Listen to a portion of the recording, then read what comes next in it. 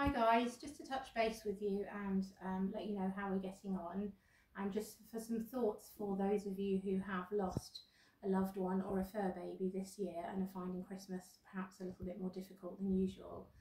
So we're having a bit of a low-key Christmas this year. It was mainly toys for my son, things for well, toys, he's older now, he's a teenager, so it was mainly focused on Theo this year.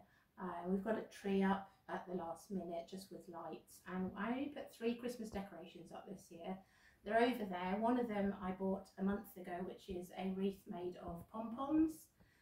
Don't need to tell you the reason why. And the other one I used was actually one of Pom-Pom's Christmas toys as a Christmas decoration this year, so just to feel that he's still very much with us. So I've made an effort today. I'm wearing a velvet dress because Pom-Pom always liked soft textures when I was cuddling him. He used to like cuddling up against soft textures if I was wearing those, which was really nice.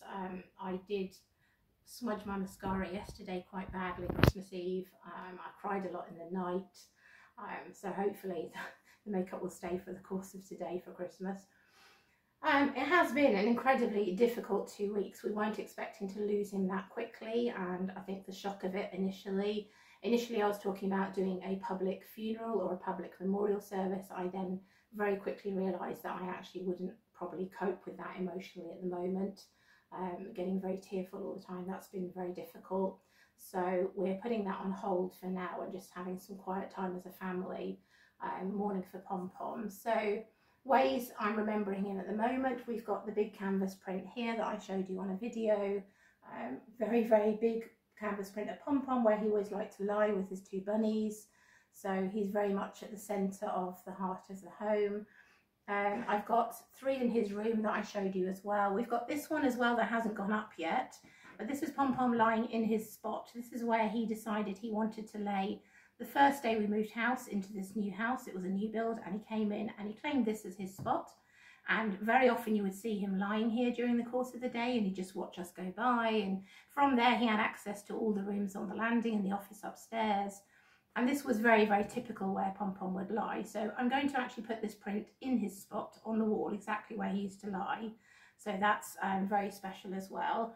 I've got this made up. It still needs framing, and this is a selection of all the things that I used to tell Pom-Pom on a daily basis. Obviously I would talk to him non-stop. He loved hearing me talk. His little inquisitive eyes would sort of tilt his head and try really hard to understand what I was saying. But this is just a list of all the things that I would tell Pom-Pom on a daily basis that he sort of understood. So that's very special as well. I'm going to put that framed near his castle. Also got myself a couple of photo books. It's my birthday at the end of the month and I didn't really want to celebrate it, so got myself a couple of books of Pom-Pom's photos, which are going to be really nice for me to open and look at on that special day as well. So yeah, that's where we are at the moment.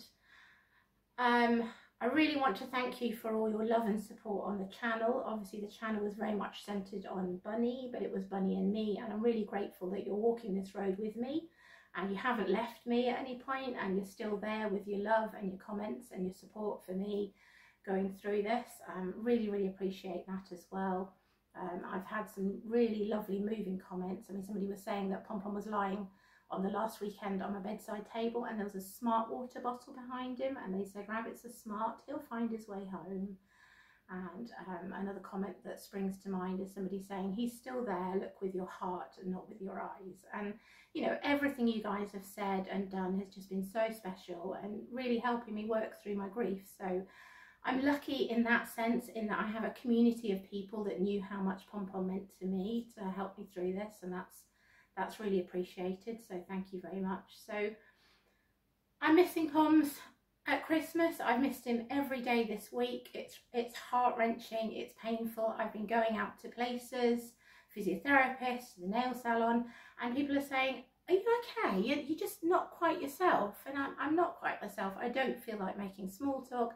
I'm not chatty as I usually would be going out. I'm not my happy usual self. A part of me has gone, and it's very difficult because when you're mourning for the loss of a loved one, especially Pom-Pom, he was 2.5. It all happened so quickly and so suddenly, and he's taken from us and my baby's gone, and it's a very strange feeling that you you almost feel like your world has stopped in a way, and you're standing still and you don't know what to do next, and you're a little bit lost. I'm lost without my little best friend.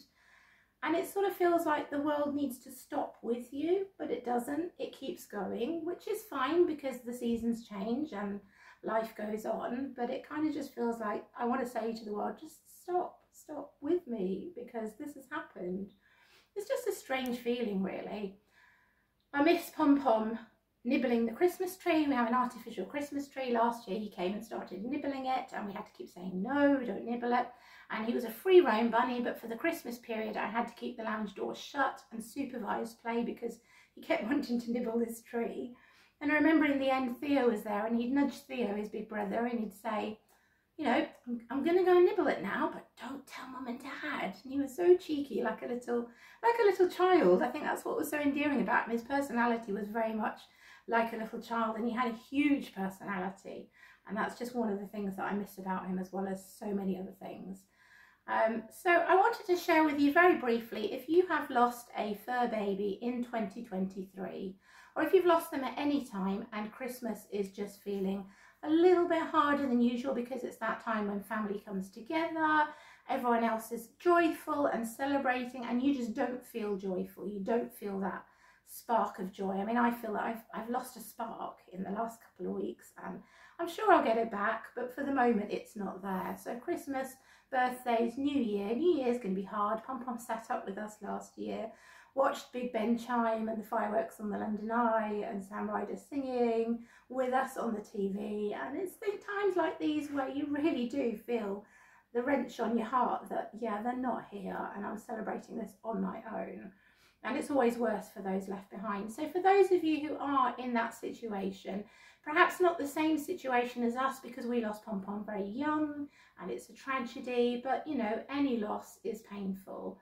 So if you're there today at Christmas and you've lost a loved one, two quotes that I found particularly helpful whilst unable to sleep last night. So the first is Dr. Zeus. Dr. Zeus said, "Don't cry because it's over, smile because it happened." Now obviously don't cry doesn't mean, I think, literally don't cry, because I've been bawling my eyes out at random times of day and night. So you're going to go through the grief, you're going to cry, you're going to shed the tears, but it's more a case of smile because it happened. And I very much believe, as you will with your fur baby, that Pom Pom was destined to be in our family. I was destined to be his mum. Now, out of all the families in the world that he could have gone to, he came to ours. He chose me. The universe, God, whoever chose me to be Pom Pom's mum. And I think there's an element there of whoever, whatever, knew that he was going to have a limited time on earth. And those 2.5 years had to be jam-packed full of love and acceptance and just spoilt rotten and given everything that he could be given. So that was a short time I had with Pom Pom, but it was meant to be. So it's the don't cry, that it's over, smile because it happened, and just cherish those memories, really cherish those memories today especially.